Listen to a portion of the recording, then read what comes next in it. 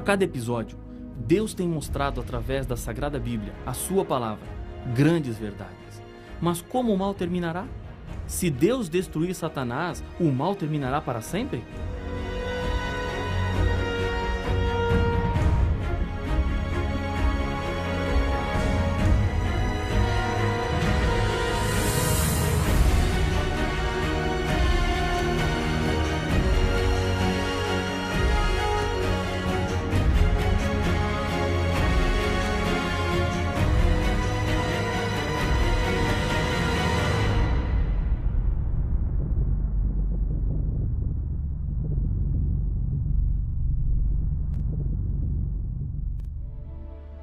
Satanás está furioso porque a Bíblia Sagrada mostra quem realmente ele é. A sua maior estratégia nos nossos dias é o disfarce. Ele não se mostra como realmente é. Ele está sempre escondido atrás de alguma coisa que seja atrativa para os seres humanos. A esta armadilha escondida dá-se o nome de tentação. O diabo cria estas armadilhas para nos seduzir e assim nos tornarmos presas fáceis para o seu objetivo de destruição. Mas isso não quer dizer que o diabo esteja em vantagem. O livro do Apocalipse descreve a sua trajetória de ruína. Então, ouvi grande voz do céu, proclamando: agora veio a salvação, o poder, o reino do nosso Deus e a autoridade do seu Cristo, pois foi expulso o acusador de nossos irmãos, o mesmo que os acusa de dia e de noite diante de nosso Deus. Eles, pois, o venceram, por causa do sangue do Cordeiro e por causa da palavra do testemunho que deram, e mesmo em face da morte, não amaram a própria vida. Por isto, festejai, ó céus, e vós os que neles habitais. Ai da terra e do mar, pois o diabo desceu até vós, cheio de grande cólera, sabendo que pouco tempo lhe resta. Apocalipse capítulo 12, versos 10, 11 e 12. Uma das grandes estratégias do inimigo de Deus tem sido espalhar a ideia de que o livro do Apocalipse é incompreensível. Isso não é verdade. O livro do Apocalipse está aberto para todas as pessoas que procuram entender as mensagens de Deus para os dias finais da história deste mundo.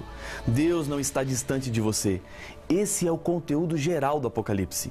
Temos um Deus no céu que se importa com os seus sonhos, sua família, seu emprego, seus problemas e entende todo o seu sofrimento. Talvez, neste momento, pode ser que o seu coração esteja cheio de lágrimas por causa da morte de alguém. Nenhum problema é tão grande que Deus não tenha uma solução, até mesmo para a morte. A Bíblia nos fala que acontecerão 2 ressurreições. Acompanhe as palavras do próprio Jesus explicando o que é que em breve deve acontecer. Não vos maravilheis disto, porque vem a hora em que todos os que se acham nos túmulos ouvirão a sua voz e sairão. Os que tiverem feito o bem, para a ressurreição da vida, e os que tiverem praticado o mal, para a ressurreição do juízo. João capítulo 5, versos 28 e 29. A ressurreição dos mortos não é nenhuma surpresa dentro da Bíblia. Pode ser que você nunca tenha ouvido sobre isso, mas a ressurreição é certa na revelação que Deus nos deixou. É também a esperança de que um dia poderemos rever aqueles de quem nos separamos por causa da morte. Um grupo de pessoas ressuscitará para ser salvo de uma vez por todas deste mundo de pecado. Já o outro grupo ressuscitará simplesmente para receber a condenação, o juízo. Essas ressurreições não acontecerão juntas ao mesmo tempo. Um grupo ressuscitará antes, e a Bíblia, em Apocalipse capítulo 20, verso 6, nos diz qual é. Bem-aventurado e santo é aquele que tem parte na ressurreição. Sobre esses, a segunda morte não tem autoridade. Pelo contrário, serão sacerdotes de Deus e de Cristo, e reinarão com ele os 1000 anos. Os justos voltam à vida para reinarem com Cristo no céu por um período de tempo, 1000 anos. A Bíblia nos diz qual será o momento no qual os justos mortos ressuscitarão. Acompanhe o que Paulo nos diz em 1 Tessalonicenses capítulo 4, verso 16. Porquanto o Senhor mesmo, dada a palavra de ordem, ouvida a voz do arcanjo e ressoada a trombeta de Deus, descerá dos céus, e os mortos em Cristo ressuscitarão primeiro. A volta de Jesus a essa terra será o momento em que os mortos fiéis sairão das sepulturas. Jesus vem em glória e majestade. E a glória e o poder de Deus não serão apenas vistos nos céus, mas na terra também. As sepulturas começam a se abrir e todos aqueles que entregaram a sua vida para Deus e viveram uma vida de acordo com a vontade dele, podem também olhar para o céu e assistir o maior espetáculo que já aconteceu aqui na terra. A ordem vem de Jesus, e aqueles que escolheram a vida eterna abrirão mais uma vez os seus olhos para nunca mais fecharem.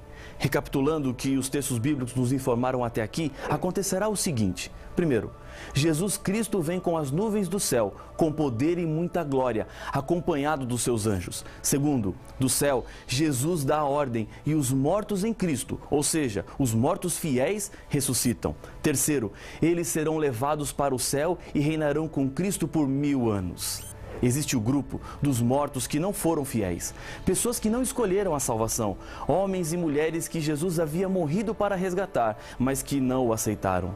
O que acontecerá com esse grupo por ocasião da volta de Jesus? A Bíblia tem a resposta. Veja o que diz Apocalipse capítulo 20, o verso 5.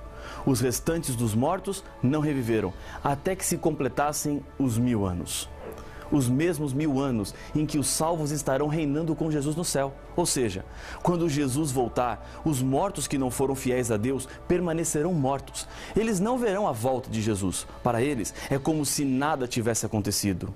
Ainda existe o grupo dos infiéis, que estarão vivos na volta de Jesus. Sobre eles, a Bíblia nos diz: se de fato é justo para com Deus que Ele dê em paga tribulação aos que vos atribulam e a vós outros, que sois atribulados, alívio juntamente conosco, quando do céu se manifestar o Senhor Jesus, com os anjos do seu poder, em chama de fogo, tomando vingança contra os que não conhecem a Deus e contra os que não obedecem ao Evangelho de nosso Senhor Jesus. Segundo Tessalonicenses, capítulo 1, versos de 6 a 8. E no capítulo 2, no verso 8, a Bíblia diz: então será de fato revelado o iníquo, a quem o Senhor Jesus matará com o sopro de sua boca e o destruirá pela manifestação de sua vinda. Os 4 grupos, fiéis vivos, fiéis mortos, infiéis vivos e infiéis mortos, transformam-se em apenas 2. Os infiéis, o grupo dos perdidos, que estarão todos mortos após a volta do Senhor Jesus, e o grupo dos salvos, todos os fiéis de todo o mundo e de todas as épocas estarão vivos com Jesus no céu. E lá, o tempo será dedicado a uma importante missão. A Bíblia nos diz o que é que os salvos estarão fazendo no céu em Apocalipse capítulo 20 e o verso 4. Vi também tronos, e nestes sentaram-se aqueles aos quais foi dada a autoridade de julgar. Paulo, em 1 Coríntios capítulo 6, verso 2 e 3, afirma: ou não sabeis que os santos hão de julgar o mundo? Não sabeis que havemos de julgar os próprios anjos? Quanto mais as coisas desta vida. Quem são os santos? De acordo com a Bíblia, no sentido da palavra, santo quer dizer separado, diferente do mundo. É por isso que a Bíblia diz que a igreja de Deus deve ser santa, sem mancha, ou seja, separada do pecado. Os santos dos quais a Bíblia fala que julgarão o mundo não são estátuas. Os santos são aqueles que se separaram do mal deste mundo e viveram uma vida respeitando os princípios da palavra de Deus. Isso quer dizer que eu e você somos chamados por Deus para sermos santos. Jesus foi preparar lugar no céu para os santos. Ele voltará para buscar os salvos e lá estarão com Ele, onde acontecerá o julgamento. Esse julgamento não afetará os justos, que já foram julgados antes da vinda de Jesus à terra e receberam a aprovação de Deus. O prêmio é a vida eterna. A Bíblia nos diz: quem nele crê não é julgado. O que não crê já está julgado, porquanto não crê no nome do unigênito Filho de Deus. João capítulo 3 e o verso 18. Nesse julgamento, no céu, serão julgados os ímpios, que ressuscitarão somente após os 1000 anos. Junto com o diabo e os seus anjos. Este juízo no céu também serve para que os santos compreendam por que não se salvaram todas as pessoas. Neste momento, toda dúvida será desfeita na mente dos salvos com relação ao pecado, o mal e a justiça de Deus. Com isso, Deus coloca-se diante de todo o universo para que não exista mais nenhuma dúvida do seu amor e do seu perdão. Durante os 1000 anos, o diabo estará sem ter o que fazer. Suas obras nos últimos séculos têm sido matar, roubar e destruir. Mas agora, com a terra completamente sem vida, não terá mais nada para fazer. Nesse sentido, Satanás estará como em prisão. Apocalipse, capítulo 20, nos versos de 1 a 3, esse futuro é descrito. Então, vi descer do céu um anjo. Tinha na mão a chave do abismo e uma grande corrente. Ele segurou o dragão, a antiga serpente que é o diabo, Satanás, e o prendeu por 1000 anos. Lançou-o no abismo, fechou-o e pôs selo sobre ele, para que não mais enganassem as nações, até se completarem os 1000 anos. Depois disto, é necessário que ele seja solto pouco tempo. A terra estará então desolada, sem luz, sem seres humanos, sem cidades, sem alegria, sem vida. Por essa mesma razão, Satanás estará atado às circunstâncias. Não tem ninguém para ele tentar ou fazer sofrer. Os 1000 anos será um tempo para ele pensar em todo o mal que causou para a humanidade e também os anjos que seguiram as suas ideias marcadas pela cobiça e a vaidade. Tudo que estamos estudando aqui, Satanás conhece bem. Ele sabe do seu futuro e o que ele mais quer hoje é levar o máximo possível de pessoas com ele para a destruição. Cabe a cada ser humano fazer uma escolha. Onde queremos passar a eternidade? A resposta é óbvia, mas a prática nem sempre é. Todos respondem no céu, mas lembre-se que para isso acontecer é necessário que sua vida seja colocada inteiramente nas mãos de Deus. E isso significa dependência da vontade de Deus. O céu será um lugar de muitas surpresas, 3 pelo menos. Você estar lá será a primeira.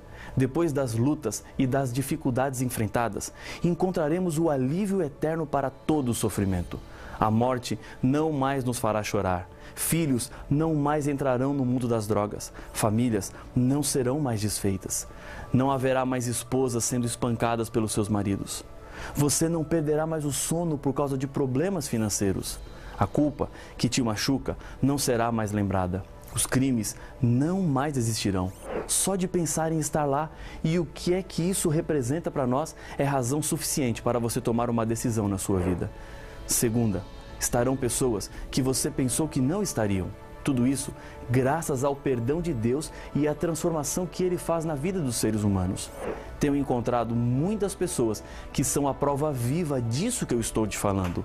Deus pode mudar o seu caráter, fazer de você um vencedor em todos os vícios, abandonar aquilo que te faz mal. E a terceira, pessoas que você achou que estariam no céu, não estarão. Deus não olha para os seres humanos como nós olhamos. Deus vê o coração e não apenas o exterior. A mudança que Deus quer fazer na sua vida é profunda. Deus vai no centro, Ele toca na ferida para curar. Deus tem poder para isso. Permita que Ele entre de verdade na sua vida. Depois dos 1000 anos, a história deste planeta ainda continuará.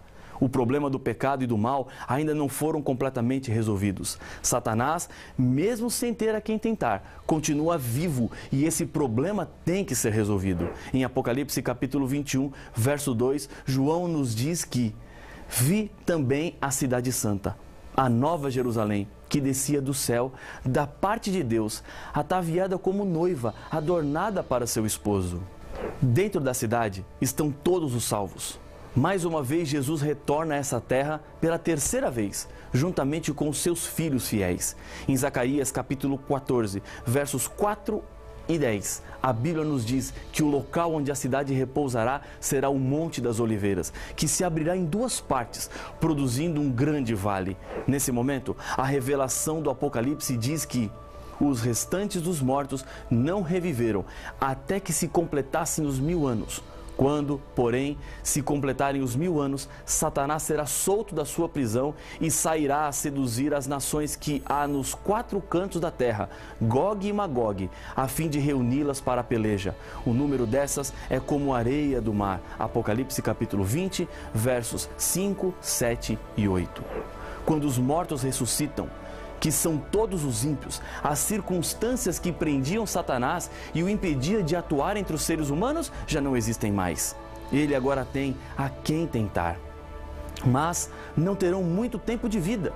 No verso 9 de Apocalipse 20, encontramos: Marcharam, então, pela superfície da terra e sitiaram o acampamento dos santos e a cidade querida. Desceu, porém, fogo do céu e os consumiu.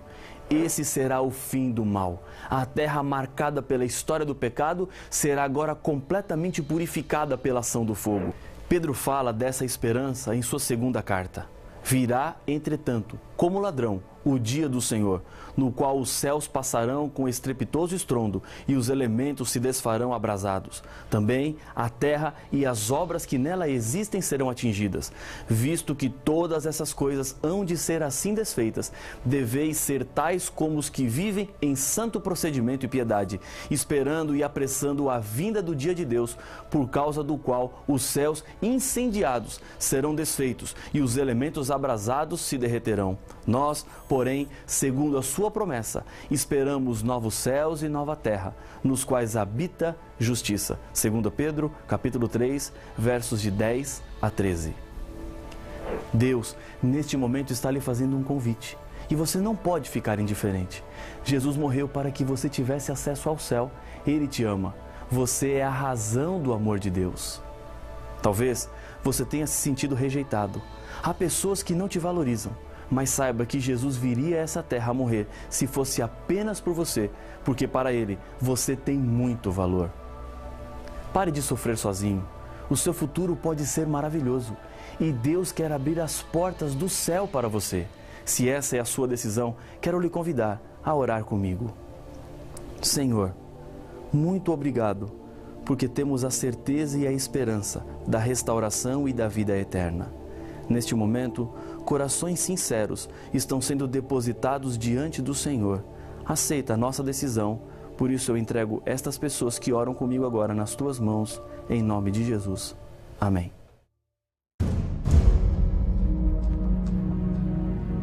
O livro do Apocalipse não é um livro que fala de tragédias, mas acima de tudo, um livro que fala sobre esperança. Boa parte das promessas estão relacionadas com a segunda vinda de Jesus, outras com fidelidade e muitas outras com salvação e vida eterna. Mas essas promessas se aplicam a todos nós? Ou só a um grupo seleto de pessoas? Para saber as respostas, não perca o próximo episódio de Apocalipse, o fim revelado.